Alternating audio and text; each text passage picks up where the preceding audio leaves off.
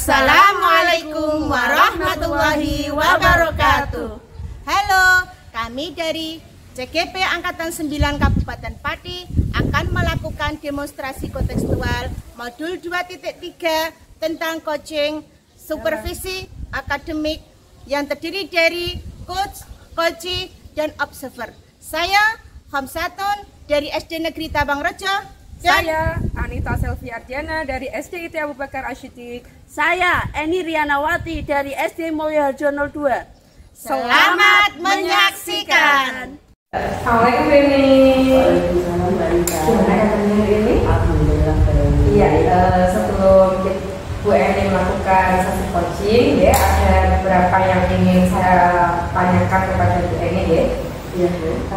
Yang pertama-tama saya akan mendiskusikan tentang rubrik penilaian ya Bu Eni ya, yang akan nantinya menjadi penilaian dari sesi coaching antara coach sama coachee seperti itu.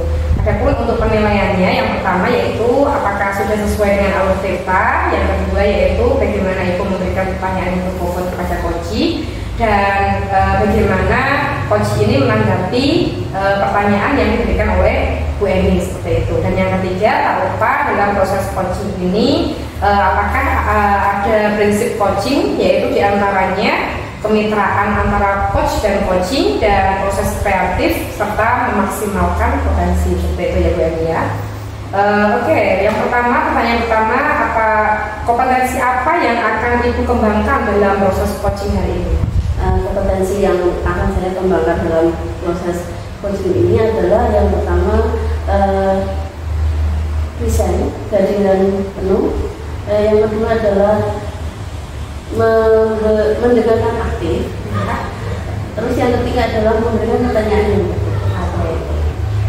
Oke, pertanyaan yang kedua ya Bu Eni ya, terkait dengan kompetensi yang sudah Bu Eni sebutkan tadi, kira-kira kompetensi mana saja yang lebih spesifik yang nantinya akan dikembangkan oleh Bu Eni dalam proses coaching? Kompetensi yang lebih spesifik yang saya akan kembangkan, yang pertama adalah kompetensi mengenai mendengarkan aktif, terus yang kedua adalah kemampuan untuk memberikan pertanyaan yang betul. Oke, siap.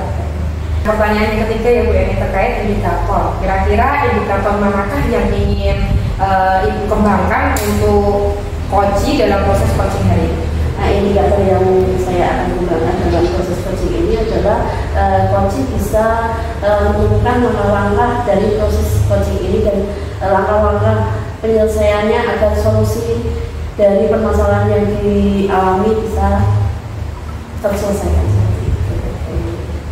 Baik Bu Eni, semoga nanti proses coachingnya berjalan dengan lancar ya. Saya kesana dulu ya Bu Eni ya. Oke, assalamualaikum Bu Eni. Assalamualaikum Bu Kom. Waalaikumsalam Bu Eni. Bagaimana kabarnya hari ini? Baik, alhamdulillah. Keluarga sehat Bu? Alhamdulillah sehat semua. Bagaimana anak-anak kelas? Bagaimana ya Bu ya? Ada sedikit masalah sih. Kira-kira masalahnya itu berat kan Bu? Dibilang berat ya tidak, tapi yang namanya guru kan harus profesional, harus apa ya? Yang namanya profesional harus memenuhi tanggung jawabnya gitu ya. Seperti itu memangnya guru yang mungkin tidak sempurna, tapi kita berusaha untuk menyempurnakannya ya. Jadi tujuannya Bukom hari ini bertemu dengan saya itu apa? Begini Bu, saya bertemu Bu Eni hari ini, saya ingin mendapatkan solusi dengan berbincang-bincang dengan Ibu, saya mendapatkan solusi dari permasalahan saya. Untuk solusi dari permasalahan yang Ibu alami ya, kira-kira itu masalahnya bisa diceritakan atau tidak Bu? Bisa, insya Allah bisa Bu. Begini Bu, permasalahannya itu ada di dalam kelas dengan pembelajaran untuk pembelajaran matematika itu ya. Saya akan bercerita sedikit tentang murid saya Bu. Gini Bu, saya itu kok kesulitan ya mengajar matematika dalam konsep itu, membangun konsep anak supaya paham tentang bangun ruang, ya, bangun ruang maupun bangun data. Tapi untuk tahun-tahun yang lalu itu sebetulnya kayaknya gampang, tapi untuk yang tahun ini itu entah kenapa saya kok kesulitan memberikan konsep atau memberikan pembelajaran dengan konsep ini Bu, agar dia itu mudah, tidak tercantang, tidak apa namanya, tidak hanya mengambil dari rumus saja, tidak hanya mengalihkan membagi saja, tapi dia itu paham betul-betul bagaimana cara menyelesaikan masalah dari bangun rumah maupun bangun datar itu. Baik. Dari permasalahan hukum tadi Hukum sudah mengutarakan tentang anak-anak kesulitan dalam konsep bangun ruang ataupun bangun datar ya. Ya. Hukum ingin anak-anak itu tidak hanya tahu tentang rumusnya saja sudah jadi, tapi prosesnya itu agar mereka mengerti. Ya. Dan pembelajaran bermakna seperti itu. Iya.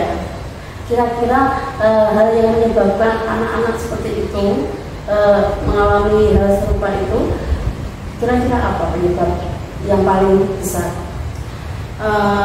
Saya rasa gini Bu, setiap saya melihat anak itu rasanya kurang antusias dalam pembelajaran ya. Entah dari anak tersebut dari faktor dalam atau faktor luar, itu saya juga belum tahu pastinya Bu. Tapi ketika saya memberikan pelajaran tentang matematika ini, saya ingin dia itu mendapatkan hal-hal yang terbaru sehingga dia itu tahu betul-betul tentang apa yang sudah dipelajari. Seperti itu Bu. Kira-kira untuk ingin anak-anak hukum itu paham tentang bangun ruang, bangun datar, kira-kira jika anak-anak itu nanti setelah pembelajaran yang hukum lakukan, kira-kira untuk keberhasilan itu kira-kira kalau dilevelkan dari angka 1 sampai 10 itu kira-kira anak itu di level berapa, dan tingkat keberhasilannya yang ingin hukum capai itu kira-kira di angka berapa? Kalau dibilang level itu masih dalam taraf 3 ya. Tapi saya menginginkan yang 8. Saya menginginkan itu yang 8. Dalam taraf level 3 ini Bu, bagaimana caranya saya menyikapinya agar mendapatkan level yang ke-8 seperti itu Bu. Saya ingin anak-anak ini bisa dalam pembelajarannya itu berhasil. Setiap apapun yang saya berikan dalam menyelesaikan masalah itu, saya ingin mereka berhasil. Saya yakin bukan pasti bisa membuat anak-anak itu berhasil untuk pembelajaran yang bermakna tentang bangun ruang, bangun datar, dan pembelajaran lainnya ya. Kira-kira untuk masalah yang hukum tadi utarakan, apakah ada rencana ke depannya apa yang ingin hukum lakukan untuk agar anak itu bisa paham tentang konsep bangun ruang sama bangun datar? Ya. Rencana yang saya pikirkan untuk hari ini, saya ingin memberikan pembelajaran yang lebih lebih anak agar lebih berantusias. Mungkin saya menggunakan media-media yang kalau zaman sekarang kan ada YouTube, ada media sosial yang lebih Instagram atau apapun itu Bu. Dan saya bisa berkolaborasi atau